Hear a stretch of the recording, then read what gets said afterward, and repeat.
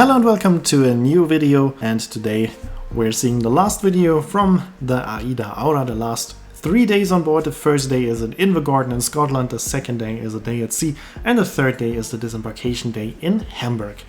Here on the sea map you can see our route in those 3 days, and we're starting, as I said, early in the morning when we arrived in Invergordon. Invergordon is the port for Inverness, about half an hour away, and as there's not that much to do in Invergordon itself, we booked another excursion, which was a combination of a landscape tour and a hiking tour. This time we were seated in the last row of the bus, so you will not have the perfect view like in the last video, but still, of course, I'm going to show you a bit of the journey with the coach, and of course we saw a lot of the Scottish landscape here.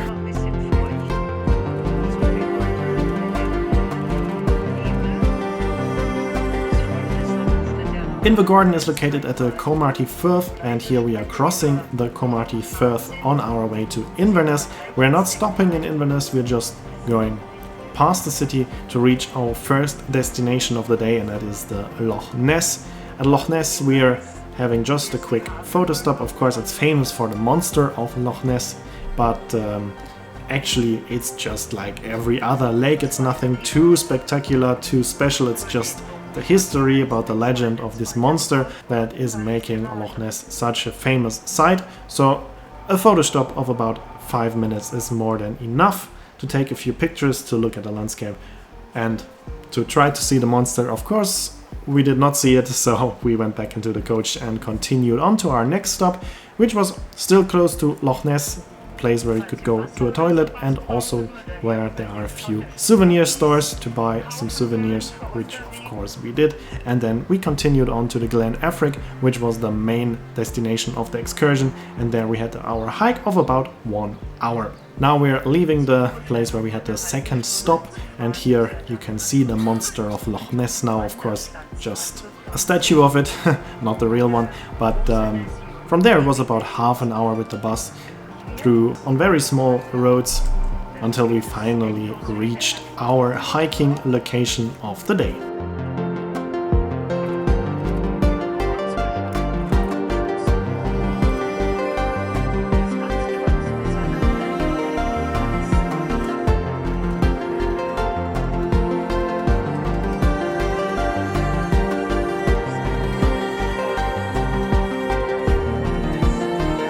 Here we are at the Glen Affric, and we took the red hiking path that you just saw on the map here. Of course, it is not comparable to the hiking excursions we had on the Mein Schiff Herz, if you remember those videos. There we had like proper, very different hikes. Here this is just like a combination, something between a walk and a hike. The first half of the hike was just on a regular way. It was like a forest way with gravel, nothing too hard. We went uphill, so it's not too easy, but not comparable to the excursions we had on the Mein Schiff Herz. But it was also described completely different, so we knew that this was more like an easy hike, not as difficult as on the other ship. But the landscape is very spectacular. You get some very nice views of the highlands, so it is absolutely worth going there. I really enjoyed this excursion, and the second half of it was also a bit more difficult as we left the way and we were just walking on a small path.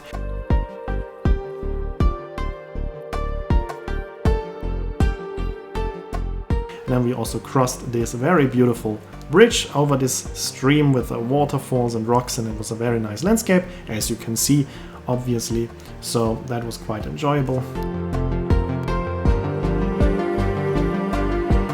Here you can see the bridge one more time. That was my favorite part of the hike, and then we went back to the bus. Then it was about a good hour till we reached our AIDAaura again.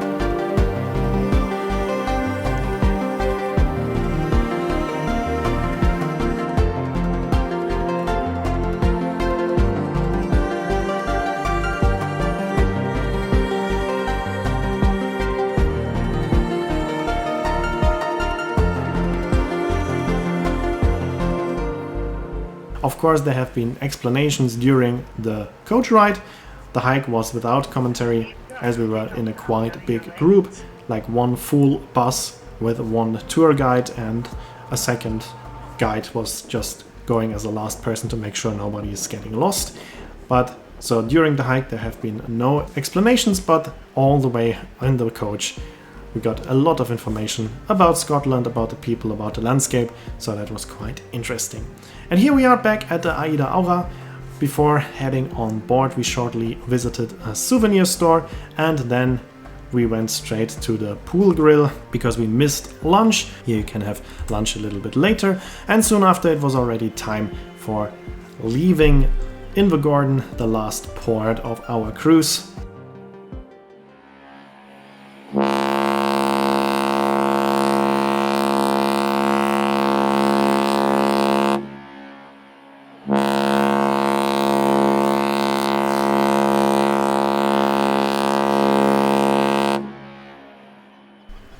As the Cromarty Firth is really deep, we could just turn straight at our docking locations without making any detour and then quickly head out for the open seas so we can head in the direction of Hamburg.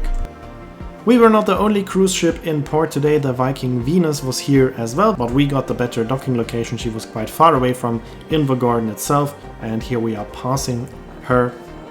She was then following us a few minutes later, and leaving the Cromarty Firth is quite spectacular because it's also used as a, I'd like to say, parking spot for offshore rigs, oil rigging platforms and other offshore ships, so there's a lot to see. And as the fog was still there, like the whole cruise, it was quite impressive to see these huge platforms in the fog, and of course I stayed for quite a while on the sun deck to enjoy the view during our sail away through the Cromarty Firth. It's not only worth staying outside because of the impressive offshore ships that you will be able to see, but also there are quite good chances to see some dolphins, as there usually are quite a lot of dolphins around here at the mouth of the Cromarty Firth.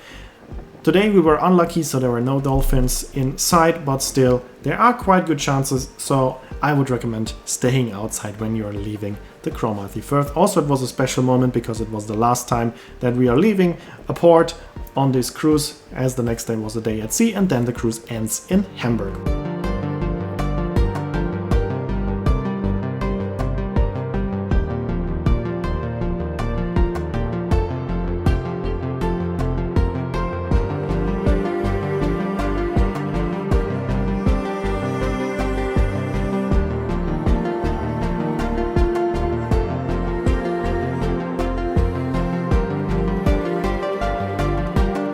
As you can see here, we are now back on the open seas, heading for Hamburg, and that means that this is it for the Invergordon day.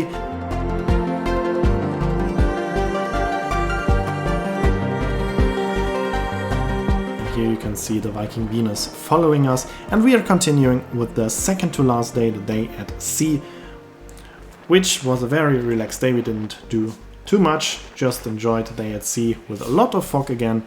And in the evening we visited the Selection, a restaurant this time for dinner, and this is a very big recommendation. If you're on the AIDAaura, make sure to visit the Selection restaurant. The food is amazing. I also love the details here. You can see the water glass with AIDA Selection.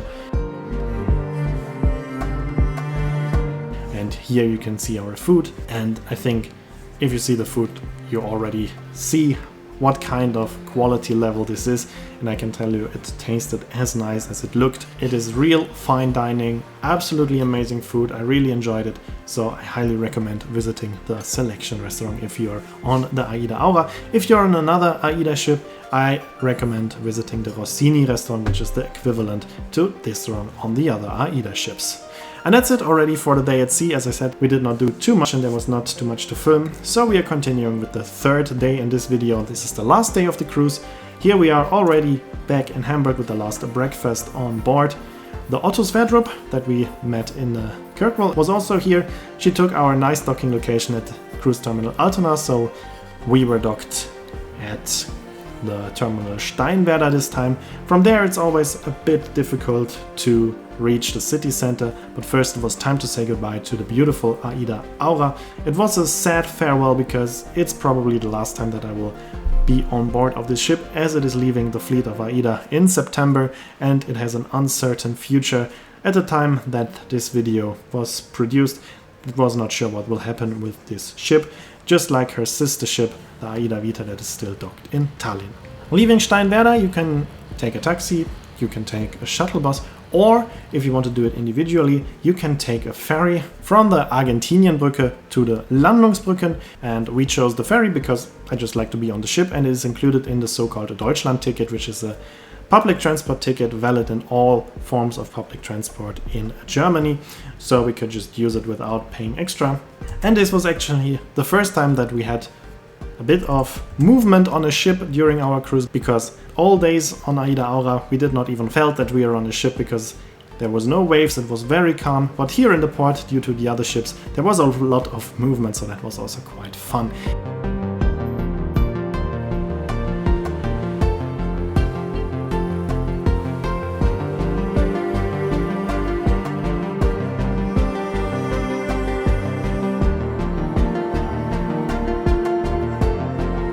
And here you can see us docking at the Landungsbrücken, and that means that this is it for this video and also for the series about the AIDAaura.